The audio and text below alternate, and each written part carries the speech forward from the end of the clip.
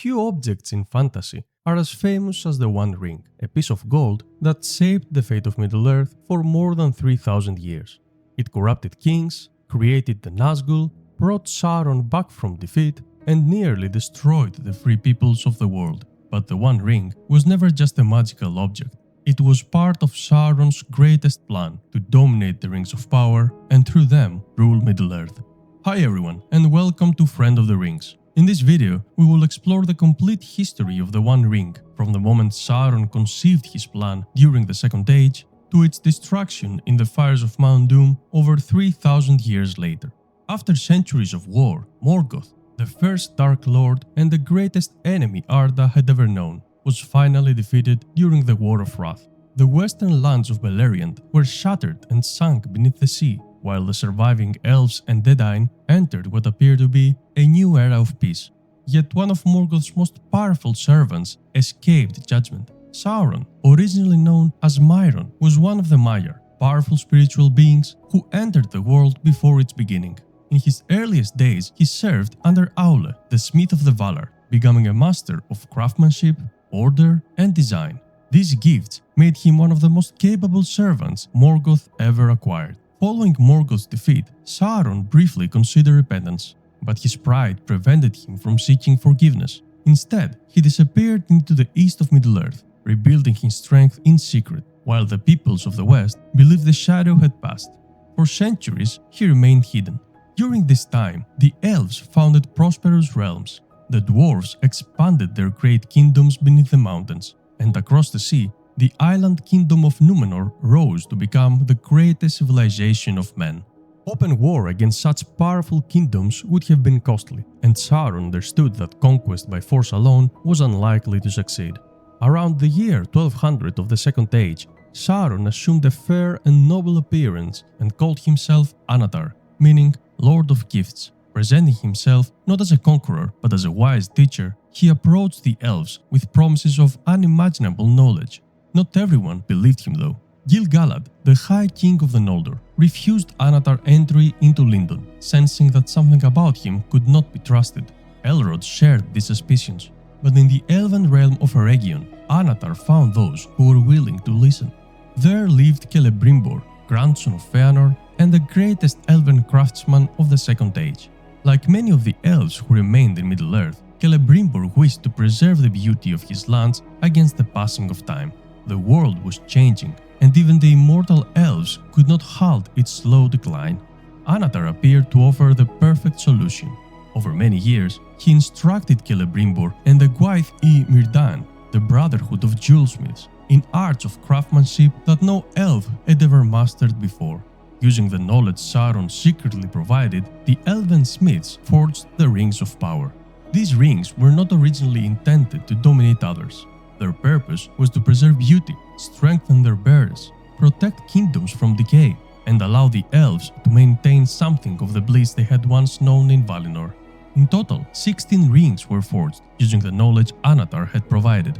After Anatar departed from Eregion, Celebrimbor continued his work alone. Free from Sauron's direct influence, he forged 3 even greater rings: Filia, Nenya, and Narya. These 3 elven rings represented the pinnacle of his craftsmanship. Because Sauron never touched them, they were free from the corruption that affected the other rings, although they remained linked to the fate of the Master Ring that had yet to be created. While Celebrimbor believed his greatest achievements were complete, Sauron traveled south into the dark land of Mordor. There, at the foot of Orodruin, the Mount Doom, he began forging a ring unlike any that had ever existed. In the year 1600 of the Second Age, Sauron created the One Ring. Unlike any other ring of power, this ring drew its strength directly from its maker. Sauron poured much of his own native power into it, binding part of his spirit, his will, and his ability to dominate others within this ring. The ring became more than an object. It became an extension of Sauron himself. Its purpose was clear: to govern the other rings of power, and through them, to control those who wore them. This decision made Sauron immensely powerful while he possessed the ring, but it also created the one weakness that would ultimately lead to his downfall. As long as the ring survived, a significant portion of his power survived with it. On the other hand, if it were ever destroyed, that power would be lost forever. There was another remarkable property of the One Ring. It could not simply be melted down or broken by force. Because it had been forged in the fires of Orodruin, only those same fires possessed the power to unmake it. When the ring was completed, words appeared upon its surface, visible only when heated by fire. One ring to rule them all. One ring to find them. One ring to bring them all. And in the darkness bind them. The moment Sauron placed the ring upon his finger, everything changed. Across Middle-earth, the elves who had forged the rings immediately perceived his mind reaching towards theirs. In an instant, they understood the terrible truth. Anatar had never been their friend. It had been Sauron all along. The Rings of Power had been created as part of a plan to enslave the free peoples of Middle-earth. Realizing the deception, the elves removed their rings before Sauron could dominate them. Celebrimbor hid the 3 elven rings beyond the Dark Lord's reach, denying him complete victory. For Sauron, this was more than a setback. Having invested so much of his own power into the One Ring, he believed the Rings of Power rightfully belonged to him. If deception had failed, only one option remained: war. In the year 1693 of the Second Age, conflict erupted between Sauron and the Elves, in what later became known as the War of the Elves and Sauron. 2 years later, Sauron's armies marched out of Mordor and invaded Eregion, the realm where the rings had been forged. At the heart of Eregion stood Ost-in-Edhil, a city renowned throughout Middle-earth for its unmatched craftsmanship. Here, Celebrimbor and the Gwaith Ymir Dan had created some of the greatest works of the Second Age. It was this city that Sauron sought to destroy. The assault was relentless. Orcs poured into Eregion while Sauron's forces devastated the surrounding lands. Despite fierce resistance from the elves, they were hopelessly outnumbered. One by one, the defenses of Ost-in-Edhil fell until the city itself was overrun. Celebrimbor refused to flee. Instead, he remained behind to defend his people and the secrets of the rings. Eventually, he was captured and brought before Sauron. The Dark Lord demanded to know the location of every ring of power. Under terrible torture, Celebrimbor revealed where the 7 and the 9 had been kept, but when questioned about the 3 elven rings, he remained silent. Enraged by his defiance, Sauron ordered Celebrimbor's execution. His body was displayed upon a banner and carried before Sauron's armies as a symbol of terror during the remainder of the campaign. With his death, the greatest elven craftsman since Feanor was lost, and Eregion ceased to exist as one of the great kingdoms of the elves. Although Sauron had captured 16 Rings of Power, the 3 greatest rings had escaped him. Vilya, the Ring of Air, remained in the possession of Gil-galad before later passing to Elrond. Nenya, the Ring of Water, was entrusted to Galadriel, while Narya, the Ring of Fire, would eventually be given to Gandalf after his arrival in Middle-earth during the Third Age. Because Sauron had never touched these rings, they remained free of his direct corruption, yet they were still linked to the One Ring. Their power depended upon its existence, and while Sauron possessed the One, their bearers dared not to use them openly. With the elves beyond his control, Sauron turned to the other races of Middle-earth. The 16 rings he had recovered became the foundation of his new strategy. 7 were given to the Dwarf Lords. 9 were bestowed upon powerful men. The dwarves proved far more resistant to domination than Sauron had anticipated. Their stubborn nature, given to them by Aule himself, made them remarkably difficult to enslave. Although the 7 rings greatly increased their desire for wealth and treasure, they never transformed the dwarves into servants of Sauron. Instead, the rings intensified qualities that already existed. Their love for craftsmanship grew stronger, their desire for precious metals became unsatisfiable. Great holes beneath the mountains filled with unimaginable riches. Yet these vast treasures attracted another terrible enemy: dragons. Time and again, mighty dwarven kingdoms were attacked by dragons, seeking for their hoards. 4 of the 7 rings were ultimately consumed or melted by dragonfire, while the other 3 were recovered by Sauron over the centuries. In the end, none of the 7 remained in the hands of the dwarves. Men, however, were far less resistant. The 9 rings granted them extraordinary power. Their kingdoms prospered, their influence spread across Middle-earth, and their lifespan increased far beyond those of ordinary men. But immortality came with a terrible price. As the centuries passed, the bearers of the Nine slowly faded from the physical world. Their bodies became invincible to mortal eyes, while their wills fell completely under the domination of the One Ring. Eventually, they ceased to exist. They became the Nazgûl. Bound entirely to Sauron's will, they became his most feared servants. Their very presence inspired terror. Their voices filled armies with despair, and their loyalty to the Dark Lord would never falter. Foremost among them was the Witch King of Angmar, who would later become Sauron's greatest lieutenant, and one of the deadliest enemies the Free People would ever face. By the end of the 17th century of the Second Age, Sauron stood at the height of his power. His fortress of Barad-dûr had been completed. The Nine served him without question. Much of Middle-earth feared his growing dominion. Yet one kingdom remained beyond his reach. Across the Great Sea lay Númenor, the greatest realm of man ever established.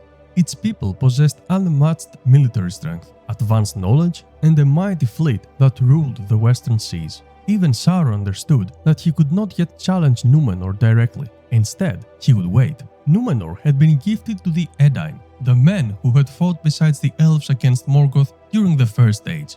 Over many centuries, it became the mightiest civilization of men ever known. Its people were long-lived, wise, skilled in craftsmanship, and unmatched upon the sea. But as their power increased, so did their pride. Many Númenóreans began to fear death and to resent the immortality of the elves. Sauron understood this weakness. In the year 3262 of the Second Age, the Númenórean king Ar-Pharazôn came to Middle-earth after Sauron declared himself king of men and threatened to drive the Númenóreans to the sea. Ar-Pharazôn led an overwhelming force that even Sauron's armies could not stand against. Seeing that he could not defeat Númenor by strength, Sauron surrendered. He was taken as prisoner back to Númenor, but this apparent defeat quickly became one of his greatest victories. Using flattery, lies, and manipulation, Sauron rose from captive to Chancellor of the King. He corrupted Ar-Pharazôn and many of the Númenóreans, turning their fear of death into rebellion against the Valar.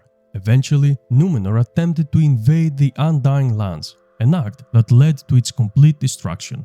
The island was swallowed by the sea, and the greatest kingdom of men vanished from the world. Sauron's physical body was destroyed in the downfall, but his spirit endured. Because the One still existed, much of his power remained bound to the world. He returned to Mordor, though from that time onwards he could not longer take a fair and beautiful form. Yet not all Númenóreans had fallen. The faithful, led by Elendil and his sons Isildur and Anarion, escaped the destruction and sailed east to Middle-earth. There they founded two great kingdoms, Arnor in the north and Gondor in the south. These realms became the last great heirs of Númenor and the strongest defenders of the west against Sauron's return. But Sauron did not wait long before striking again. From Mordor, he launched war against Gondor, hoping to destroy the Númenórean exiles before their kingdoms could grow too strong. Minas Ithil, the city of Isildur, was captured and the White Tree was burned. Isildur escaped and brought warning to his father in the north. Realizing that Sauron could not be defeated by men alone, Elendil formed an alliance with Gil-galad, the High King of the Elves. Together, they gathered the strength of elves and men in what became known as the Last Alliance. It was the greatest army assembled in Middle-earth since the War of Wrath. The alliance marched to the east and met Sauron forces upon the plain of Dagolad, before the Black Gate of Mordor. After a terrible battle, Sauron's armies were defeated and the forces of the Last Alliance entered Mordor itself. They surrounded Barad-dûr, Sauron's mighty fortress, and began a siege that would last 7 years. This was not a quick victory. The war dragged on, costing countless lives. Anarion, son of Elendil and brother of Isildur, was killed during the siege. Many elves and men fell before the walls of the Dark Tower. But slowly, Sauron's strength was worn down. At last, Sauron himself came forth. With the One Ring upon his hand, he was still a terrifying power. Gil-galad and Elendil fought against him, but both were slain. Elendil's sword, Narsil, broke beneath him as he fell. Then Isildur, standing beside the body of his father, took upon the broken sword and cut the One Ring from Sauron's hand. In that moment, Sauron's physical form was destroyed, his armies were scattered, his fortress was defeated, and his spirit fled into the shadows. But because the ring survived, Sauron himself was not truly gone. the greater part of his power remained bound to the ring. The fate of Middle-earth now rested in Isildur's hands. Elrond and Círdan urged him to destroy the ring in the fires of Mount Doom, the only place where it could be unmade. The war could have ended there forever. Sauron could have been permanently defeated before the Third Age even began, but Isildur refused.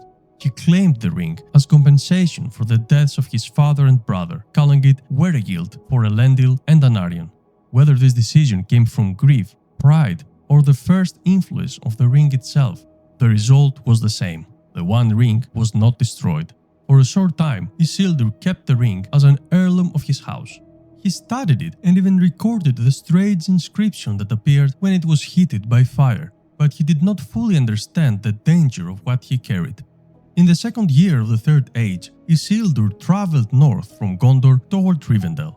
Near the Gladden Fields, beside the river Anduin, his company was ambushed by orcs. The attack was sudden and devastating. Isildur's force was overwhelmed, and his three eldest sons were killed, except Valandil, who was living in Rivendell with his mother. Realizing that the battle was lost, Isildur put the ring and attempted to escape by swimming across the Anduin. For a moment, the ring made him invisible, but in the water, it slipped from his finger, abandoning him in the worst possible moment. Visible once more, Isildur was struck down by orc arrows and killed. The ring sank into the river and disappeared from history. For nearly 2,500 years, it lay hidden beneath the waters of Anduin. Kingdoms rose and fell. Arnor declined and was eventually destroyed. Gondor endured, though weakened by war, plague, and the passing of time. The Istari came to Middle-earth and the White Council was formed. Sauron slowly began to regain strength in secret. Eventually, it was founded by chance near the Gladden Fields by a Stur hobbit named Diggle, who discovered it while fishing with his relative Sméagol. The moment Sméagol saw the ring, he desired it. When Diggle refused to give it to him, Sméagol murdered him and took it for himself. This was the ring's corruption at work once again. It did not create evil from nothing, but it awakened and strengthened the darkness already present in the heart. Sméagol was soon cast out by his people and fled into the Misty Mountains. There, deep beneath the earth, he lived for centuries. The ring extended his life far beyond its natural span, but it was also twisted him. His body became thin and pale, his mind fractured, and his entire existence came to revolve around the ring. Over time, Sméagol faded almost completely, and the creature known as Gollum took his place. For nearly 500 years, the ring remained with him in the darkness. But the ring was not content to stay hidden forever. As Sauron grew stronger and began searching once more for his lost treasure, the ring abandoned Gollum, just like Isildur in the past. It slipped away in the tunnels beneath the Misty Mountains, waiting to be found by someone else. That someone was Bilbo Baggins. In the year 2941 of the Third Age, Bilbo was traveling with Thorin Oakenshield and his company of dwarves on their quest to reclaim the Lonely Mountain. After becoming separated from the others beneath the Misty Mountains, Bilbo found the ring lying in the darkness and placed it in his pocket, unaware of what it truly was. Through the famous riddle game with Gollum, Bilbo discovered its power and used it to escape.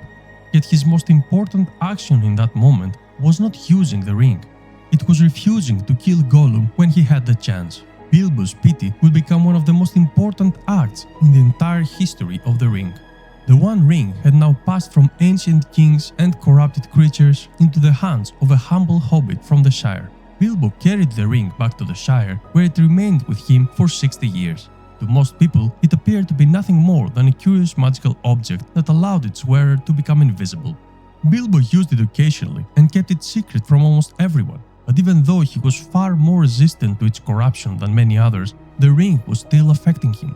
He aged more slowly than a normal hobbit, and over time, he became increasingly possessive of it. By the time of Bilbo's 71st birthday, Gandalf had grown deeply suspicious. He had long wondered about the nature of Bilbo's magic ring, and as the shadow began to rise again in the east, his concern became far greater. Sauron had returned to Mordor. The Nazgûl were active once more, and the enemy was searching for something lost long ago. When Bilbo decided to leave the Shire, Gandalf urged him to leave the ring behind for Frodo. This moment is extremely important because Bilbo became one of the few people in the history of the ring to willingly give it up, even if he needed Gandalf's help to do so. The struggle was brief, but revealing. For a moment, Bilbo became angry and defensive, as though the ring had already placed a wall between him and his oldest friend. But in the end, his better nature prevailed. He left the ring behind and departed for Rivendell. The ring then passed to Frodo Baggins. For several years, Frodo kept it without fully understanding what it was. Gandalf, however, continued his investigation. He traveled, searched old records, and eventually studied the account of Isildur in Minas Tirith. There, he found a description of the ring's hidden inscription and realized that Bilbo's ring was not simply one of the lesser rings. When Gandalf returned to the Shire, he tested the ring by casting it into Frodo's fireplace. The fire did not harm it, but it revealed the inscription written in the black speech of Mordor. At last, the truth could no longer be denied. The weapon Sauron had lost more than 3,000 years earlier had been hidden in the Shire, in the hands of the most unlikely people in Middle-earth. By this time, the danger was immediate. Gollum had left the Misty Mountains in search of his precious and had eventually been captured in Mordor. Under torment, he revealed two words to Sauron's servants, Shire and Baggins. Soon after, the Nazgûl were sent to find the ring. Frodo was forced to leave his home. Accompanied by Sam, Merry, and Pippin, he fled the Shire and began a journey that could take him far beyond anything he had ever imagined. After many dangers, including the pursuit of the Black Riders and the wound Frodo received at Weathertop, the hobbits reached Rivendell. There, at the Council of Elrond, the fate of the ring was debated. Some wondered whether it could be hidden, others considered whether it might be used against Sauron, but the wise understood the truth. No one could use the ring without eventually being corrupted by it. Even those who desired to use it for good would, in time, become tyrants. The ring did not simply grant power, it twisted the purpose of power until domination became inevitable.